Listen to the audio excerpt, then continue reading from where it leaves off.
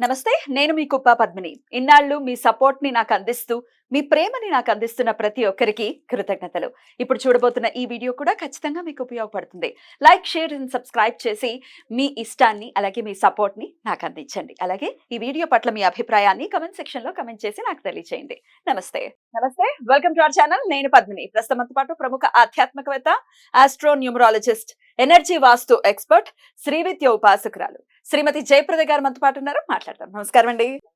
శ్రీమాత్రే నమః. ఎలా ఉన్నారు? బాగున్నాం. మీరు ఎలా ఉన్నారు? నేను బాగున్నాను. చాలా రోజులైంది మిమ్మల్ని చూసి. అవును. రైట్. నక్షత్రాలు ఇంకొన్ని బ్యాలెన్స్ ఉన్నాయి మీరు చెప్పవలసినవి. అవునవును. వివాహం ఆలస్యం అవుతోంది పిల్లలకి అనంటే ఏంటి గ్రహస్థితి ఎలా మనల్ని ఇబ్బంది పెడుతూ ఉంటుంది వివాహ ఆలస్యం విషయాల్లో? ఎలాంటి రెమెడీస్ ని ఫాలో చేస్తే గనక దీనికి సంబంధించిన ఉపశమనం ఉంటుంది అని అనుకోవచ్చు? ఖచ్చితంగా ఈ వివాహానికి ఆలస్యం అంటే జాతకంలో ఉండే వివాహంలో జాతకం ఎలా ఉంది, జాతకంలో ఉన్న యోగం ఎలా ఉంది, వీళ్ళకి వివాహ సమయం ఉందా లేదా చెక్ చేసుకోవాల్సిన బాధ్యత ఉందన్న. డెఫినెట్. ఎన్ని పరిహారాలు చేసినా, ఎన్ని మనం రెమెడీస్ ఫాలో చేద్దామన్నా ఫస్ట్ మన జాతకంలో యోగం లేదనుకోండి, ఇంకేమవుతుంది? ఆ పరిహారాలు మనం చేసాం గానీ అవ్వలేదని చాలా మంది అంటుంటారు. అది అవ్వడానికి కారణం ఏంటంటే పరిహారం చేసి ఖచ్చితంగా అవుతాం. పరిహారం చేస్తే మన యోగం ఉన్నప్పుడు ఖచ్చితంగా ఆ పరిహారానికి హ్మ్. ఖచ్చితమైన ఫలితం ఎంతో కొంత వస్తుంది. ఫలితం వస్తుంది. ఖచ్చితంగా ఫలితం వస్తుంది. హ్మ్. ఎంతో కొంత కాదు, మొత్తం ఫలితం. నమ్మి చేస్తే మొత్తం ఫలితం ఖచ్చితంగా ఉంటుంది. కాకపోతే ఏంటి, యోగం లేదనుకోండి అదవ్వదు. సో, అది ఫస్ట్ ఆఫ్ ఆల్ ఏంటంటే జాతకం చూపించుకోవాలి. అందరూ ఏం చేస్తారంటే పెళ్లి ఫిక్స్ అయ్యాక జాతకాలు చూపిస్తూ ఉంటారు. అవును. ఇంకొకటి ఏంటంటే చాలా మంది జాతకం చూడండి, అమ్మాయిది, అబ్బాయిది పొంతన చూడండి అని అడుగుతారు తప్ప, మా అమ్మాయి జాతకం యోగం ఉందా? ఎలా ఉంది? మా అబ్బాయి జాతకం యోగం ఉందా? బావుందా? పెళ్లి అది వివాహం అయ్యాక వాడు బావుంటాడా? అని అడగరు. హ్మ్. పొంతన చూడమని మాత్రం అడుగుతారు ఫోను చేసి. సో, పొంతన ఒకటి చూస్తే అసలు పర్సనల్ జాతకం చెక్ చేయకుండా పొంతన చూసేసి సరిపోయిందని చేసేసుకోమంటే ఎట్లా? ఎంతమంది చేసుకొని విడిపోయిన వాళ్ళున్నారు. హ్మ్. చేసుకున్నా కొంతకాలం కాపురం చేశాక విడిపోయిన వాళ్ళున్నారు. సో, ప్రతి విషయానికి ఏంటంటే మనం చూడవలసిన జాతకాల్లో పరిశీలనగా ఫస్ట్ పిల్ల వయసుకొచ్చింది, పెళ్లి చేద్దాం అన్నప్పుడు ఫస్ట్ ఆ అమ్మాయి జన్మకుండలి మొత్తం జాతకం చక్కగా వేపించి ఎప్పుడు వివాహం చేయొచ్చు, ఎలా ఉంది కాలం, ఎలాంటి వాళ్ళొస్తారు, ఎలాంటి అబ్బాయి వస్తారు, ఎలాంటి అమ్మాయి వస్తుంది అనేది వాళ్ళు వివరంగా తెలుసుకోవాలి తల్లిదండ్రులు. ఇది వాళ్ళ ఫస్ట్ బాధ్యత. తర్వాత పెళ్లి వయసొచ్చిన దగ్గర నుంచి ఆడపిల్లకి ప్రతి ఇంట్లోని తల్లిదండ్రులు చెప్పాల్సిన విషయం ఏంటంటే, ఇంత పసుపు నీళ్ళలో వేసి స్నానం చేయాలమ్మా అనేసి. ప్రతిరోజునా? ప్రతిరోజు. హ్మ్. అబ్బాయిలైనా, అమ్మాయిలైనా ఎవ్వరికైనా సరే. ఎందుకంటే ఇవాళ అందరూ సమానత్వం అయిపోయింది. హ్మ్. ఒకప్పుడు అమ్మాయిలే చేయాలి, ఒకప్పుడు అబ్బాయిలే చేయాలని ఉండేది. ఇప్పుడు అలా లేదు. సమానత్వం అయిపోయింది. అబ్బాయిలతో పాటు మేమేం తక్కువ లేదని చెప్పి పిల్లలన్నీ నేర్చుకుంటున్నారు. అన్ని పనులు చక్కగా చేసేస్తున్నారు. ఏంటి వాళ్ళతో పాటు ఫ్లైట్లు నడిపిస్తున్నారు. వాళ్ళతో పాటు అన్ని పనులు చేస్తున్నారు గదా! అవును. సో, అందుకని ఇప్పుడు అబ్బాయైనా, అమ్మాయైనా కావాల్సిందేంటంటే ప్రతి పెళ్లి వయసు రాగానే స్టార్ట్ అయిందంటే ఇంత చిటికెడు పసుపు నీళ్ళలో వేసుకొని స్నానం చేయాలి. బయటికి ఎక్కడికైనా వెళ్ళి ఏదైనా ఫంక్షన్స్‌కి వాటికి ఎటైనా బాగా తయారై వచ్చినప్పుడు ఇంటికి రాగానే దిష్టి తీపిచ్చుకోవాలి. హ్మ్. కంపల్సరీ తీపిచ్చాలి. అబ్బాయైనా తీపిచ్చుకోవాలి, అమ్మాయైనా తీపిచ్చాలి. ఎందుకంటే ఈ అబ్బాయి పెళ్ళికి ఉన్నాడు అంటే 100 మంది చూస్తారు. బోలెడన్ని కళ్ళు. ఆ! అమ్మాయయితే మరీను. చూస్తారు. హ్మ్. అమ్మాయి అందంగా ఉంది, బావుంది. హ్మ్. పెళ్లి చేసుకుందాం లేదా ముందు అమ్మాయి అయితే బావుంది, అందంగా ఉంది. తర్వాత ఇవి ఏ ఉద్యోగం చేస్తారు? ఎంత సంపాదిస్తారు? అబ్బో! సంపాదిస్తున్నారా? ఎంత సంపాదిస్తాడా? ఇంత మంచిగుందా? అని అంటే అది నెగెటివ్ ఎనర్జీ. సో, దిష్టి యాహ్! యాహ్! తగిలేస్తుంది. యాహ్! సో, ఖచ్చితంగా వీళ్ళు బయటికి అయ్యో! వెళ్ళాము అంటే ఖచ్చితంగా మనం దిష్టి తీయించుకోవాలి. ఇది అలవాటు చేసుకోవాలి. అది చిన్న పిల్లలు ఏంటమ్మా చేదస్తాం అని అనకూడదు. చిన్న పిల్లలు పెద్దవాళ్ళని కాదు. దిష్టి అనేది ఎవరికైనా దిష్టే. దిష్టే. అది ఆ! నాకు దిష్టి తీయకూడదు, నీకు దీనికే దిష్టి పడుతుంది దిష్టి, దానికి పట్టదు అని లేదు. ఏముండదు. కరెక్ట్. సో, హ్మ్. మనం వెళ్ళే పద్ధతి, మనం మాట్లాడే విధానం బట్టి చాలా మంది బాగా మాట్లాడతారు అని అంటే అది కూడా దిష్టే వాళ్ళకి. అప్పుడు వాళ్ళ వాక్కు పోయే అవకాశం ఉంటుంది. హ్మ్. బాగా దిష్టి పడితే వాళ్ళు ఎక్కువ సరిగ్గా మాట్లాడలేకపోవచ్చు. హ్మ్. అది కూడా ఇబ్బందుంటుంది. అలాగే పెళ్లి విషయంలో పెళ్ళిడికొచ్చామని చెప్పి ఎప్పుడైతే ప్రాంగంట చేస్తామో ప్రతిరోజు వాళ్ళకి దిష్టి తీసేసి, ఆ దిష్టి ఆ ఉప్పుని తీసుకొని నీళ్ళలో వేయాలి. మళ్ళీ అది ఉప్పు తీసుకొని మళ్ళీ కాలువలో అట్లా వేయకూడదు. హ్మ్. ఉప్పుని నీళ్ళలో వేసి ఆ నీళ్ళు కరిగిపోయిన తర్వాత ఆ హ్మ్. నీళ్ళని మట్టిలో పోయాలి. హ్మ్. మట్టిలో అంటే? ఒక కుండీ పెట్టుకొని హ్మ్. కుండీలో పోయాలి. హ్మ్. మొక్కలో కాకుండా. మొక్కలో వేయకూడదు. మొక్కలో వేయకూడదు. ఎందుకంటే మొక్కలో వేయడం వల్ల మళ్ళీ ఆ నెగెటివ్ మొక్క తీసుకొని మళ్ళీ హ్మ్. మొక్కకి ఏమవుతుంది కదా! కరెక్ట్. అందుకని హ్మ్. ఓన్లీ ఉట్టి మట్టి కుండీ. ఒక హ్మ్. సెపరేట్ కుండీ ఒకటి పెట్టుకొని, అంటే ఇవాళ రోజు మనం అందరం ఉండేది అపార్ట్మెంట్స్. అవును. సో, అందుకని బయట పారేయడానికి బావుండదు. సో, ఒక మట్టి కుండీ సెపరేట్ పెట్టి ఒక బాల్కనీలో వారకి ఆ కుండీలో ఆ నీళ్లు పొద్దున్నే వెళ్ళి ఆ నీళ్లు పోసేయొచ్చు. హ్మ్. ఈ విధంగా వీళ్ళు చేయాలి. హ్మ్. తర్వాత గణపతి ఆరాధన చేయాలి. హ్మ్. ప్రతి ఒక్కరు అబ్బాయి, వివాహం అమ్మాయి. వివాహం కాదు. ఏ విఘ్నమైనా అవ్వాలి, ఏ విఘ్నమైనా తొలగాలి అంటే తొలగాలి. హ్మ్. తొలగాలి అంటే మనకి కంపల్సరీ గణపతి ఆరాధన ఉండాలి అక్కడ. సో గణపతిని ఎక్కువ ఆరాధన చేసే అవకాశం వీళ్ళకి ఎప్పుడు గణపతి ఆలయానికి వెళ్ళాలి.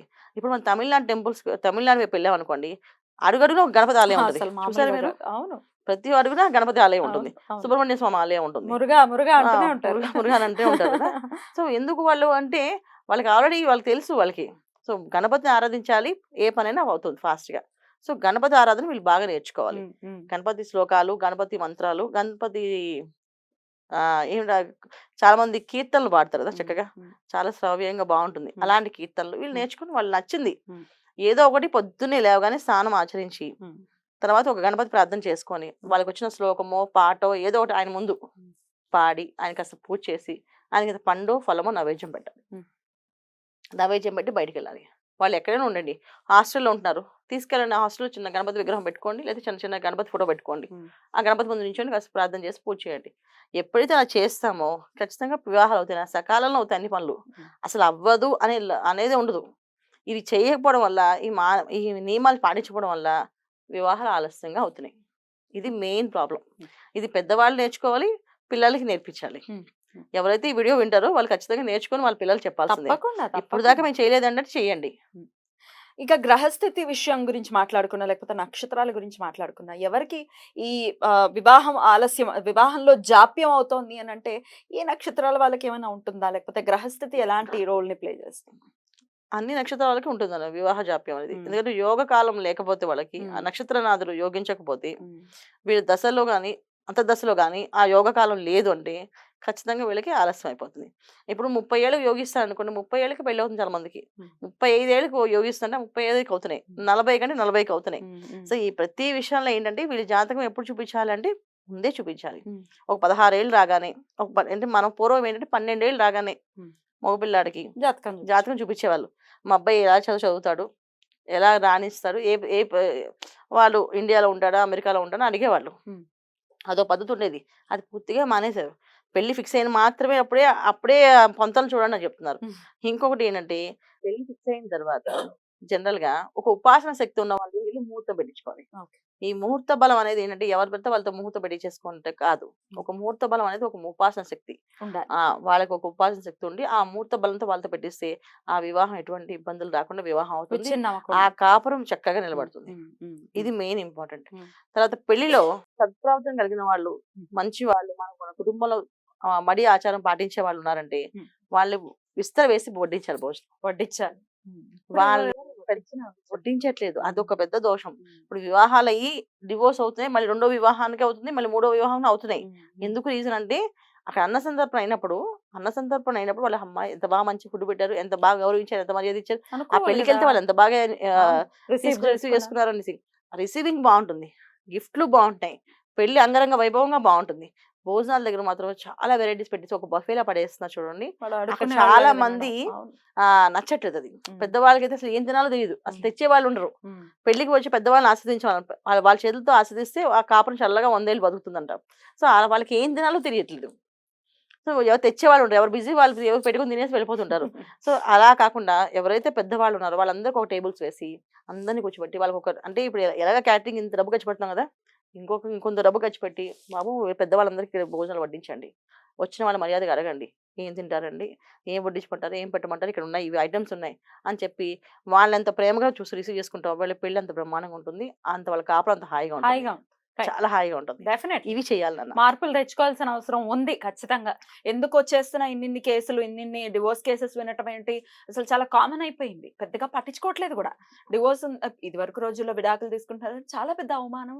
అసలు ఆ! జీవితంలో అంతకంటే దారుణమైన పరిస్థితి కూడా ఉండదు. కానీ ఇప్పుడు మాత్రం చాలా క్యాజువల్‌గా తీసుకుంటున్నారు. చాలా డివోర్స్ కామన్ అది. అయిపోయిందండి. అదే. Which is not correct. ఒకసారి పెళ్లయిందంటే అంతే ఇంకా. అవును. అలా ఉండాలి రైట్. అంటే మార్పులు ఫస్ట్ ఆఫ్ ఆల్ చేసుకోవాలి. వాళ్ళు మార్పులు చేసుకోవాలి. డెఫినెట్‌లీ. ఒకటి జాతకం విషయంలో వాళ్ళు పరిశీలన చేసినప్పుడు ఒక జ్యోతిషి కాదు. హ్మ్. ఓ 10 మంది జ్యోతిషులతో డబ్బులు ఖర్చు పెట్టండి ఏం కాదు. కరెక్ట్. ఏవండీ కుదిరిందా జాతకం వీళ్ళిద్దరిది? వీళ్ళిద్దరి కాపురం బావుంటుందా? మా అమ్మాయి జాతకం ఎలా ఉంది? ఆ అబ్బాయి జాతకం ఎలా ఉంది? ఆ అమ్మాయి జాతకంలో సౌభాగ్యం ఎలా ఉంది? సంతాన భాగ్యం ఎలా ఉంది? అని అడగండి వివరంగా. ఖచ్చితంగా. సో, ఖచ్చితంగా. డబ్బుకి మనం డబ్బు వేలకు వేలు ఖర్చు పెట్టి పెళ్లి చేస్తున్నాం. ఇంతెంత కానీ ఫోటోగ్రఫీ‌లకి ఎంత ఖర్చు పెడుతున్నాము. ఫోటోగ్రఫీస్ ఖర్చు పెడుతున్నాం. డెకరేషన్‌కి ఖర్చు పెడుతున్నాము. ఇంత హ్మ్. ఖర్చు పెడతారు. దీనికంటే గనుక జ్యోతిష్యులు 10 మందికి పెట్టండి డబ్బులు. రైట్. పర్లేదు. వాళ్ళకి ఇవ్వడం వల్ల ఏంటంటే బ్రాహ్మణుడికి ఇచ్చిన పుణ్యం వస్తుంది. ఆ పుణ్యఫలం వస్తుంది. కాకపోతే మీకు ఒక క్లారిటీ వస్తుంది చేసుకోవాలా వద్దా అనేది. సో దాన్ని బట్టి అప్పుడు మనం ముందుకు వెళ్తే చాలా మీరు బాగుంటుంది. జ్యోతిష్కులు అని అన్నారు కాబట్టి చెప్తున్నా, లోభత్వం అంతా జ్యోతిష్కులకి ఈ పండితులు ఆ, ఎవరి మీద వేస్తున్నారు, దేనికి వేస్తున్నారు, ఎందుకు వేసుకుంటున్నారు, ఇలాంటివన్నీ కూడా అంటే చేసుకోవచ్చు. సరదాలు ఆనందం, సరదాగా సరదాలు ఇవన్నీ చేసుకోవచ్చు. ఆనందాలు వాళ్ళ ఎవరి ఆనందం వాళ్ళది, ఎవరు నచ్చిన వాళ్ళు చేసుకోవచ్చు. పెళ్లి అనేది జీవితంలో ఒకసారి జరుగుతుంది, Correct. అది ఆనందంగా చేసుకోవచ్చు. Hmm. కానీ ఇవన్నీ చేసుకున్నప్పటికీ కూడా ఈ ఖర్చులో ఖర్చు ఇది కూడా చేయాలి. పద్ధతులను ఈ మర్చిపోకూడదు. పద్ధతుల్ని ఈ వ్యవహారాన్ని వాళ్ళు చూసుకోగలిగితే ఖచ్చితంగా ఆ కాపురం నిండు నూరేళ్ళు హాయిగా ఉంటుంది. అన్ని ఫోటోగ్రాఫ్స్ పెట్టుకొని రేపు డివోర్స్ అయిపోయింది అనుకో, ఆ ఫోటోగ్రాఫ్స్ ఏం చేస్తారు? ఏం పని చేస్తాయి అవి? అది ఇబ్బంది. మార్పు రావాలి. మీరు మార్పు రావాలి చక్కటి ఖచ్చితంగా. విషయాన్ని తెలియజేశారు, రెమెడీస్ ని కూడా తెలియజేశారు. డెఫినెట్ గా ఫాలో చేసుకుని వివాహంలో జాప్యం ఉన్న వాళ్ళందరూ కూడా వాటి నుంచి బయటపడాలని మనస్ఫూర్తిగా కోరుకుంటూ థ్యాంక్ యూ సో మచ్. నమస్తే. శ్రీమాత్రే నమః.